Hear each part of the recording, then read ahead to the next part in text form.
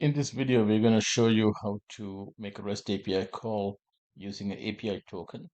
So first, you must get an API token using the REST API. So you're going to go to this get API token under user. So let's go ahead and use that call. So in this case, I have two parameters I have to give. Which user I want to create a token as, and then also how long that token is valid for. You can also do this using our .NET API also. So I'm going to go ahead and say I want to create a token for, let's say, Mark. Or actually, let me use the admin user, and let's say this token is valid for um, seconds, let's say 60.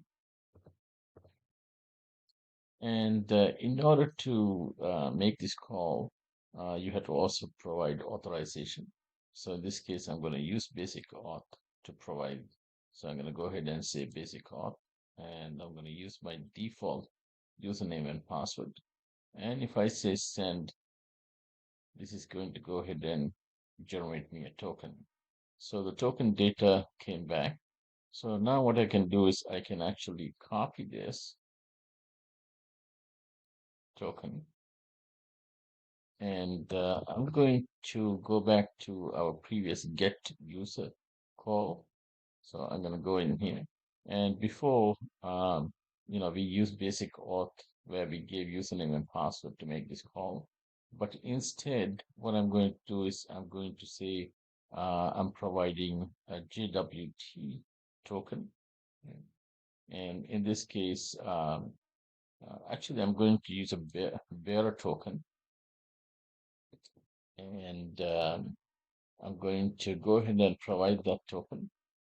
And now if I send this call, you can see that it brought back data using that token as authentication. I can also change this to a different user. I'm going to say, go get me info as admin user. And I can get admin user.